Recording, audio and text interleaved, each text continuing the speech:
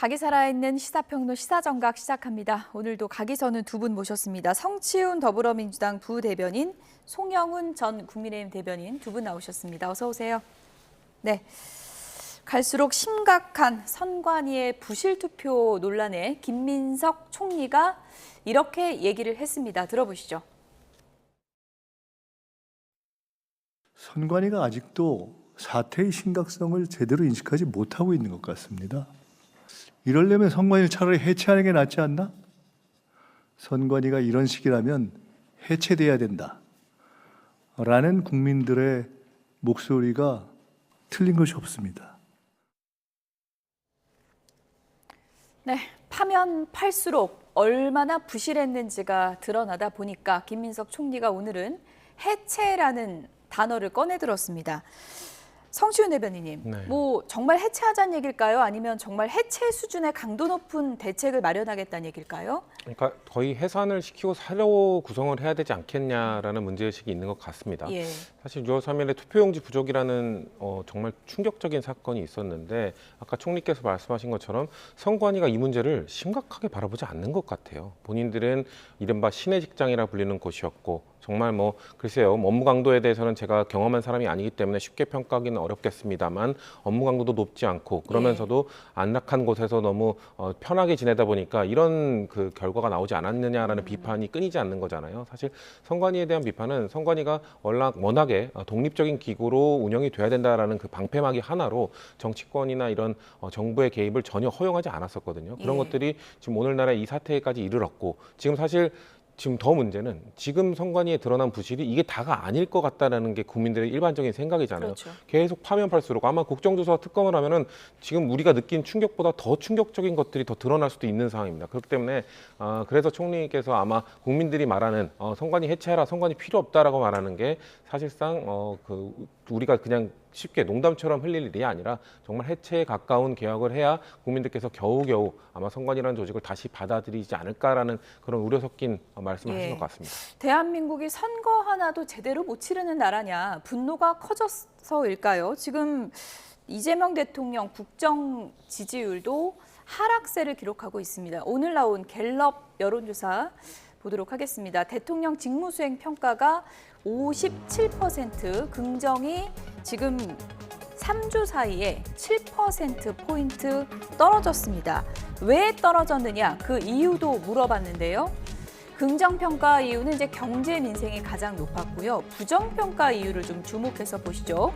16% 가장 많은 응답이 부실 부정선거, 선관위 문제를 꼽았습니다.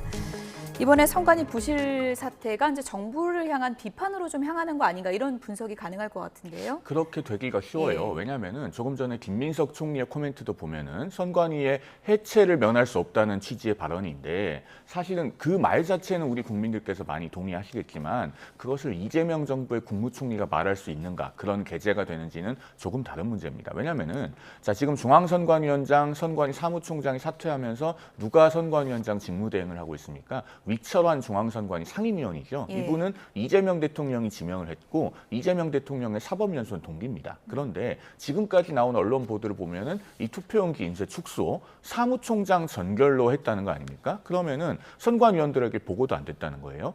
궁극적인 의문이 있습니다. 그러면은 선관위 상임위원은 장관급 연봉과 대우를 받으면서 이런 것도 사무총장에게 전결로 맡겨놓고 도대체 무엇을 했는가? 이 사태에 대해서 과연 책임이 없는가? 몰랐다면은 무능한 것이고 알았다면은 이 사태에 대한 공범이나 다름없는 것이죠. 그러니까 이재명 정부의 국무총리가 선관위가 해체되어도 할 말이 없다라는 식으로 말하는 것은 일종의 유체 이탈 화법인 겁니다.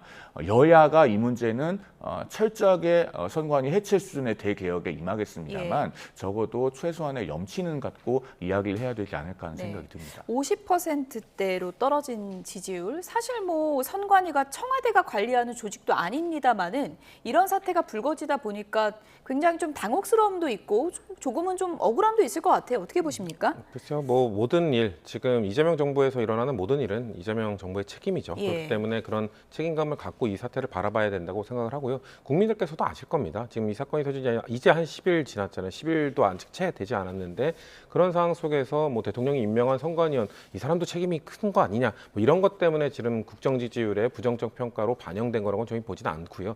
다만 이런 그 문제가 발생했고 결국 그러면은 국민들께서는 책임을 물어야 됩니다. 예. 책임을 물어야 되는데 선관위의 책임이라는 건 누구나 알고 있어요. 하지만 정치권, 그럼 정치권은 왜 이거를 지금까지 방관했느냐? 지금까지 너무 사실 4년 전에도 소쿠리 투표나 이런 것도 심각한 문제가 있었음에도 불구하고 제가 아까 말씀드린 선관위의 독립성이라는 그 단어 하나, 그것 때문에 선관위는 방패막 삼고 정치권도 너무 그냥 내버려뒀던 건 아니냐라는 비판을 하실 수밖에 없는 거잖아요.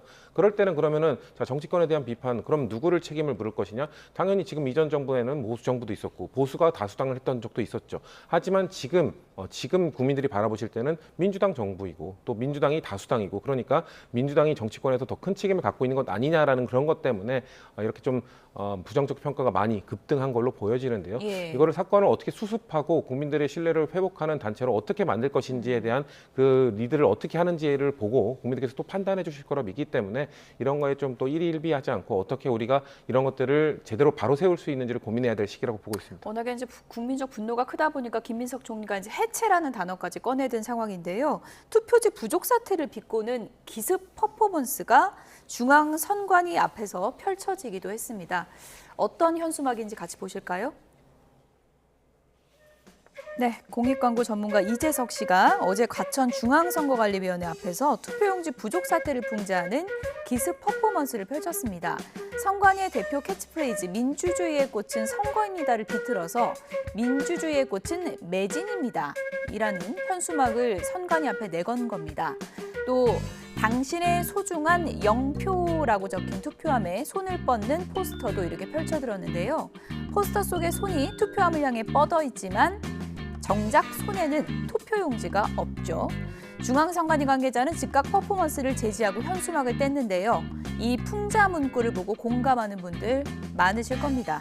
이재석 씨는 포스터를 온라인에 무료 배포하고요. 실제 출력물은 중앙선관위의 우편으로 별도 발송할 것으로 알려졌습니다. 민주주의의 꽃은 매진입니다.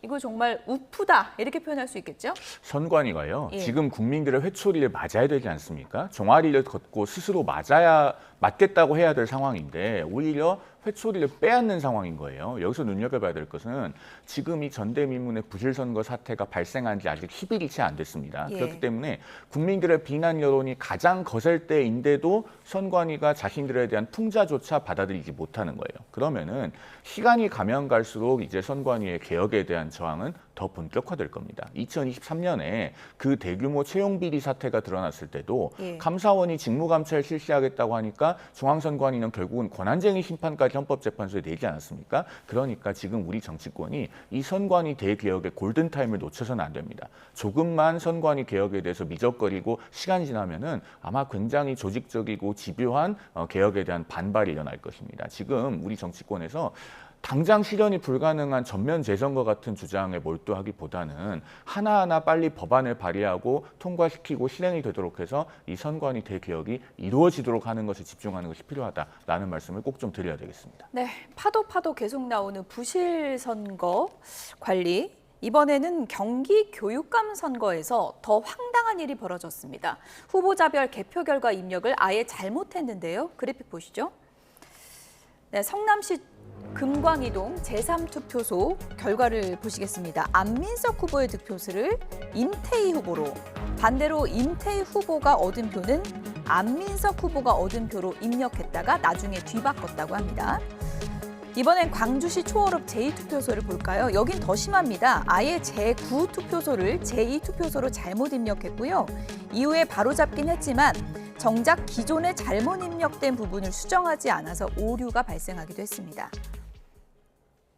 네, 아예 뭐 후보 숫자가 바뀌었다는 얘기인데 이거 초등학교 반장 선거에서도 이런 일은 없을 것 같거든요. 저 뭐 상상할 수 있는 영역이 아닌 것 같아요. 뭐 선관위가 어떻게 선거 관리를 부실하게 했을까에 대한 고민을 할 때, 뭔가 상상을 할 때 이런 식의 실수가 있을 거라는 거는 저는 어떤 국민도 생각도 못했을 것 같습니다. 입력을 실수를 해서 뒤바꿔서 한다?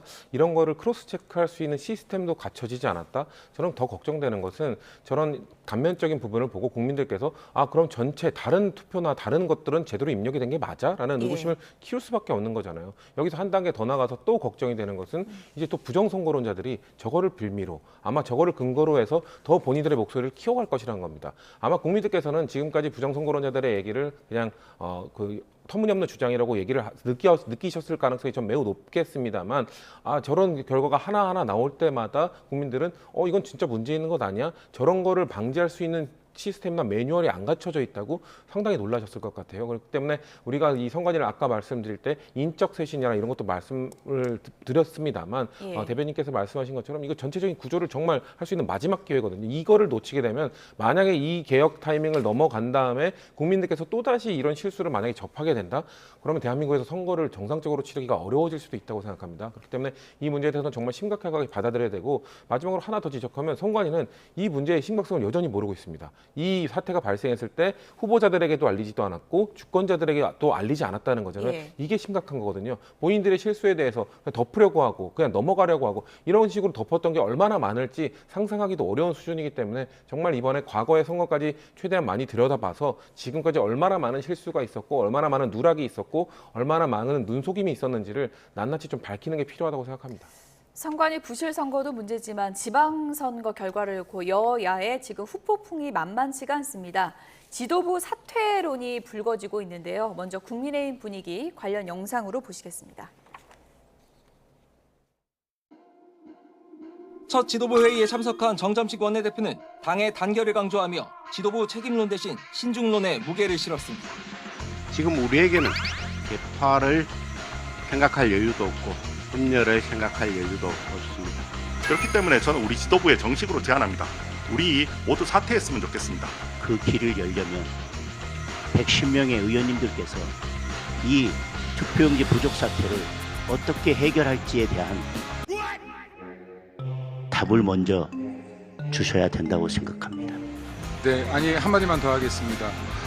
여기 지금 그 국민 참정권 투표 문제가 있는데 무소속 한동훈 의원도 당 대표는 보수 재건의 걸림돌이라며 거들고 나섰는데 이제 물러날 때를 알아야 한다라고 저는 생각합니다. 반대로 지도부 존속과 복당 문제의 핵심인 정점식 원내대표에겐 당선 축하난을 보냈습니다. 보수를 재건하고 대한민국 균형추를 바로 잡자는 생각에 공감하는 분들이라면 저는 모두 함께 가고 싶습니다. 그런 차원에서 제가 정점식 새 원내대표께도 축하난을 보내드렸습니다. 당 안팎에서 퇴진론이 분출하면서 투표용지 사태를 계기로 위기를 돌파하려는 장동혁 대표의 구상에도 제동이 걸렸습니다.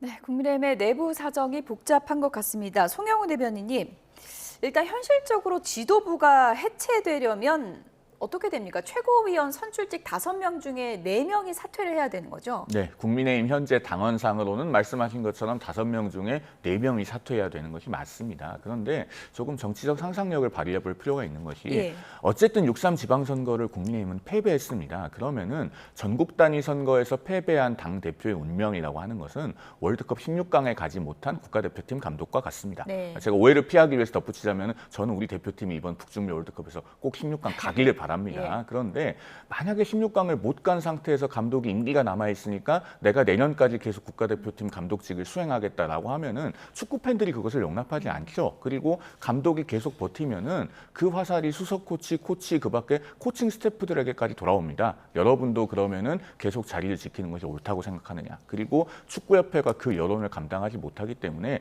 결국 기술위원회 이사회 열어서 감독을 교체하게 되어 있습니다. 여태까지 16강 못 가고 연임한 감독이 있었습니까? 그러니까 장동혁 대표도 지금 결국에는 민심과 여론에 따라서 거취가 결정될 수밖에 없고 국민의힘 최고위원들도 저는 이 부분이 크게 다르지 않을 거라고 생각합니다. 네.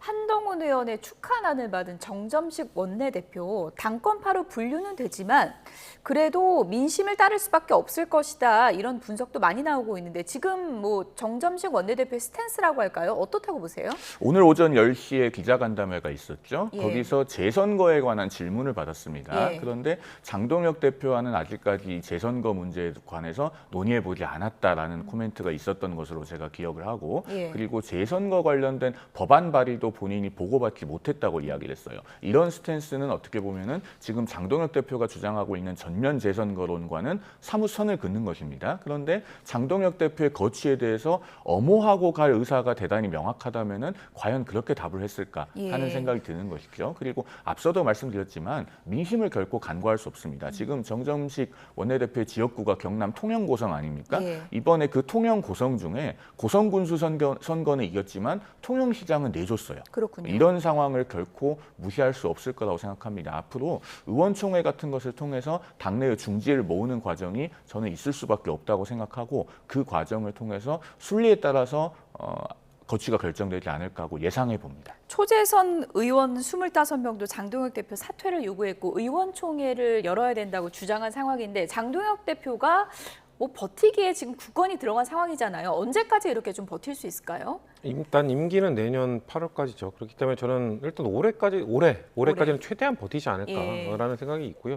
25명의 친한계 의원 중에 거기 대한가비례에 포함되지 않은 분들도 있기 때문에 뭐 10개는 한 3, 40명 그리고 뭐 원내대표 선거 때 이 정점식 의원이 아닌 김도욱 후보를 선택한 48명까지 확대를 한다면 지금 장동혁 대표의 사퇴를 요구하는 분들이 과반을 넘지는 않는 걸로 저는 생각이 되는데 그렇기 때문에 그걸 명분으로 삼지 않을까. 그리고 각종 뭐 지표나 뭐 지지율 지표나 이런 것들을 굳이 언급하지 않더라도 장동혁 대표 입장에서는 한때는 한 몇 달 전만 하더라도 국민의힘 역사상 그 당명을 바꾼 이후에 최저 정당 지지율을 기록했던 적도 있었잖아요. 근데 그때랑 비교했을 때 상대적으로 지금 올라갔잖아요. 그렇기 때문에 본인은 아마 그걸 내세울 겁니다. 정당 지지율 올라가지 않았느냐. 근데 왜 내가 사퇴를 해야 되느냐. 지금 또 우리가 앞에서 다뤘습니다만 대통령의 국정 지지율도 좀 떨어졌는데 그것도 내세우면서 이거 봐라. 내가 국정 지지율을 끌어내리지 않았느냐. 아마 이걸 하면서 어떻게든 버티려고 할 거기 때문에 임기가 정해져 있는 임기가 보장되는 당대표를 어떻게 물리적으로 끌어낼 수 있는 방법은 없습니다. 다만 여론의 압박을 최대한 끌어와야 될 텐데 그래서 이런 부분도 저는 지금 국민의힘의 이런 조직력이나 이런 것들에 있어서 저는 한계가 있다고 분명히 보기 때문에 왜냐하면 내부에도 갈라져 있습니다. 정정식 원내대표도 결국 윤석열 전 대통령의 사법연수원 동기로서 윤석열 전 대통령과 계속 결을 같이 했던 장동혁 대표를 내치는데 선뜻 나서기는 저는 어려울 거라고 보거든요. 아마 의총 정도는 열 것 같습니다. 의총까지 열지 않는 원내대표는 아마도 비난을 받을 수밖에 없을 거기 때문에 의총에서 의견 수렴 어느 정도 하는 정도로 그냥 그런 것들을 좀 잠재우기 위한 그런 퍼포먼스를 하지 않을까. 결국 장동혁 대표는 저는 장동혁 대표를 끌어낼 수 있는 거는 국민밖에 없을 거라고 봅니다. 최고위원 뭐 사퇴는 어려울까요? 숫자상으로? 불가능하죠. 김민수 최고위원은 절대 사퇴를 안 하실 것 같고요. 거기에 사실 김재원 최고나 뭐 다른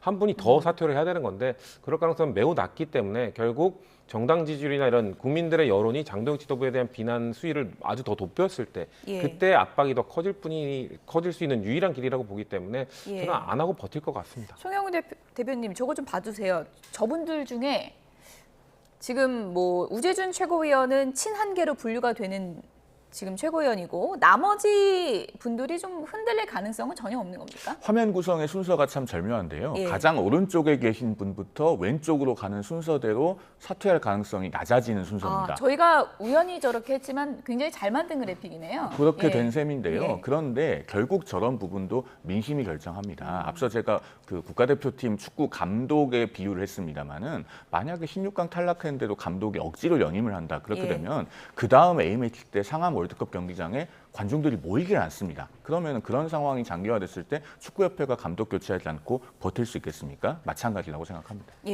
정정식 원내대표도 당권파로 분류되지만 이번에 축하난을 받았으니까 마음이 좀 흔들리지 않았을까? 어떻게 보십니까? 글쎄요. 축하난 하나로 마음이 바뀔 것 같지는 않고요. 저도 뭐 또 국가대표 축구 감독 말씀을 하시니까 이게 저는 장동혁 대표 사퇴해야 된다고 생각합니다. 지방선거에 대한 패배뿐만 아니라 지방선거 과정 속에서 이미 수많은 문제를 일으켰기 때문에 저는 지금 제가 그래도 정치권에서 봤던 정당사 중에서 이렇게까지 버티는 당대표는 본 적이 없거든요. 그런데 그럼에도 불구하고 국가대표 축구도 지금도 월드컵이 시작됐기 때문에 매우 조심스러운 얘기입니다만 현 감독에 대한 비판 여론이 상당히 들끓었었잖아요. 그런데 사실상 교체할 수 있는 뭔가 물리적 수단은 없었어요. 결국 월드컵은 시작이 됐습니다. 이런 것들처럼 장동혁 대표도 본인을 물러지고 끌어내릴 수 없는 방법이 없다는 걸 인지하고 있기 때문에 내가 최대한 버티면 그리고 지금 장동혁 대표는 그래서 자꾸 거리로 나가서 이 투표용지 부실 문제, 선관위에 대한 국민적 분노와 섞여 들어가려고 하고 있지 않습니까? 그런 것들을 악용해서 아마 정정식 원내대표를 최대한 본인이 할 수 있는 역할을 좀 자중시키도록 하지 않을까? 저는 그렇게 예측을 하고 있는 겁니다. 한동훈 의원이 장동혁 대표는 보수 재건의 걸림돌이라고 비판을 하면서도 또 정점식 원내대표에게는 축하란을 보내는 이른바 투트랙 전략이다 이렇게 분석이 나오고 있는데 국민의힘 의원들에게 좀 다가가는 전략 이런 것도 한편으로는 한동훈 의원이 좀 계획을 하고 있겠죠? 지금 무소속 한동훈 의원 같은 경우는 예. 본인이 인터뷰에서 일관되게 강조하고 있는 지점이 보수 재건을 위해서 과거가 아니라 미래를 기준으로 많은 분들과 힘을 합치겠다라는 겁니다. 그러면은 그 말을 어떻게 보면 상징적으로 보여주는 행동이 예. 정점식 신임 원내대표에게 난을 보내는 것이다라고 해석할 수 있을 것 같아요. 많이들 기억하시겠지만 정점식 원내대표와 한동훈 무소속 의원은 좀 특이한 인연이 있습니다. 2024년 7.23 전당대회에서 당대표로 당선된 이후에 예. 그 당시에 정점식 원내대표가 정책위 의장 자리에 있었는데 이 정책위 의장을 새로 당선된 당대표가 임명할 수 있는 권한을 주도록 물러나느냐 마느냐를 가지고 옥신각신이 있었죠. 그러다가 결국은 사퇴를 했는데 그런 어떻게 보면은 과거에 악연이라면 악연이 있음에도 불구하고 즉각적으로 난을 보냈단 말이에요. 이런 부분이 아마 국민의힘 의원들에게 좀 남다르게 받아들여지는 부분도 있을 것 같습니다. 앞으로 복당 문제 논의에 영향을 미칠지 좀 추이를 주목해서 볼 수 있는 부분이라고 생각이 됩니다. 네, 민주당에서는 정청래 대표의 이른바 정권은 짧다 이 발언에 파장이 커졌는데요. 파장이 커지자 정청래 대표가 어제 오늘 이런 발언을 했습니다. 들어보시죠. 이재명 대통령 존재 자체가 대한민국 국가 경쟁력의 상수로 자리 잡았다라고도 저는 생각을 합니다. 그러니 많은 국민들께서 대한민국은 이재명 대통령 보유국이다 이런 말도 나오고 있는 것 같습니다. 이재명 정부를 믿고 국력을 한 군데로 모으는 것이 중요합니다. 당정청이 원팀 원보이스로 똘똘 뭉쳐 이재명 정부의 성공을 위해 최선을 다하겠습니다. 5.18 광주 영령들 앞에서 역사와 민족, 민주주의를 생각했습니다. 이재명 정부의 성공이 대한민국의 성공입니다. 이재명 정부의 성공이 민주주의의 성공이자 5.18 정신을 올곧게 계승 발전시키는 일입니다. 야당 대표 아니냐 이런 비판이 쏟아지자 정청래 대표가 대한민국은 이재명 대통령 보유국이다. 그리고 똘똘 뭉쳐야 한다. 이런 단결을 강조했거든요. 나 전당대회 그래도 나올 거야. 이런 각오를 밝힌 겁니까? 어떻게 해석해야 됩니까? 전당대회 연임 도전하시는 거는 선언은 안 하셨지만 기정사실화 되어 있는 것 같고요. 안 나올 확률은 전혀 없습니까? 저는 매우 낮다고 거의 없다고 보고 있습니다. 예. 물론 정치는 생물이니까 알 수 없지만요. 근데 아마 이틀 전에 본인이 당신께서 하셨던 이 정권은 짧다의 발언의 파급력이 너무 크기 때문에 예. 아마 이 이재명 정부의 성공을 나도 바라고 있다. 그렇기 때문에 내가 이렇게 행보를 하고 있는 것이다라는 걸 좀 어필하고 싶은 것 같은데요. 사실 저는 그런 문제가 좀 아직 가라앉지 않고 있다고 보는 게 어제 또 이 SNS에 이 보안 수사권 관련 또 언급을 하셨어요. 그러니까 지금 당내 이견이 존재하는 부분이거든요. 당에서 좀 강경파라고 불리는 의원들과 이 청와대 입장이 좀 중도적으로 가고 있는 청와대 입장이 좀 갈리고 있는 건데 예. 이거에 대한 화두를 또 갑자기 던지셨어요.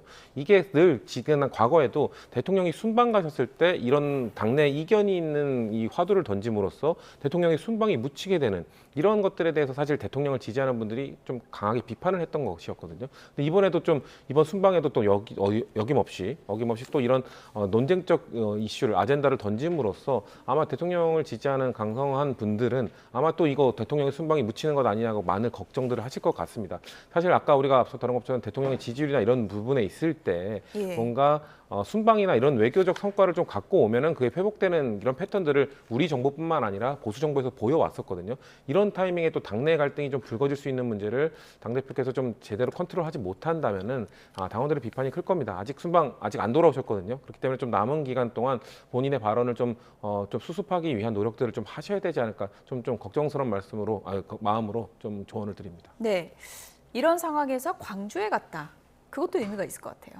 아무래도 민주당의 본령은 호남이니까 네. 민주당의 본거지에서부터 본인의 연임 도전을 위한 표를 모아나가기 위한 행보라고 보여집니다. 그리고 이번 지방선거 과정에서 사실 호남이 정청래 대표로부터 많이 그 표심이 이탈하는 조짐을 보였죠. 전북지사 선거가 이원택 후보와 김관영 후보가 마지막까지 접전을 벌였고 그다음에 전남 지역에서도 사실은 무소속 기초단체장 후보들의 돌풍이 상당히 거셌기 때문에 예. 정청래 대표가 선거 막판까지 호남에 찾기도 했습니다. 실제로 실제로 전남 동부권에서는 광양시장 후보가 무소속이 당선이 됐고 전남 서부권에서는 조국혁신당 후보가 2명이 당선이 되기도 했어요. 그런 것들을 아마 반영한 행보가 아닐까 싶은데 근본적으로 정청래 대표가 말 몇 마디 하는 것 그리고 저렇게 호남을 찾는 것만으로 본인으로부터의 어떤 표심 이탈이 진정될지는 잘 모르겠습니다. 왜냐하면은 정권은 짧고 국민은 영원하다라고 하는 이 말이 갖는 그 함의가 결코 간단치 않거든요. 왜냐하면 정청래 대표가 과거에 이 말을 언제 했는지 보면은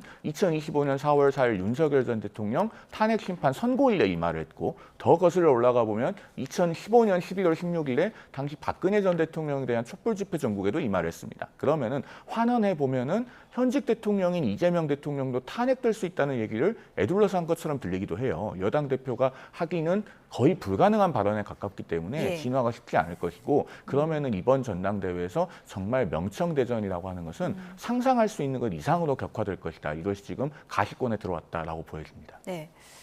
민주당도 최고의 분위기가 만만치 않습니다. 강득구 최고위원이 오늘 정청래 대표 면전에서 국민과 당원은 영원하지만 당권은 짧다. 이렇게 얘기를 했다고 합니다. 정청래 대표가 한 말에 대해서 이제 공개적인 설전이 벌어진 것인데요. 어제 민주당의 의원총회에서는 또 정청래 대표 사퇴를 요구하는 목소리가 분출됐다. 이런 언론 기사가 나오자 최민희 의원이 이 부분에 대해서 상당히 비판을 했습니다. 어떤 얘기인지 들어보시죠.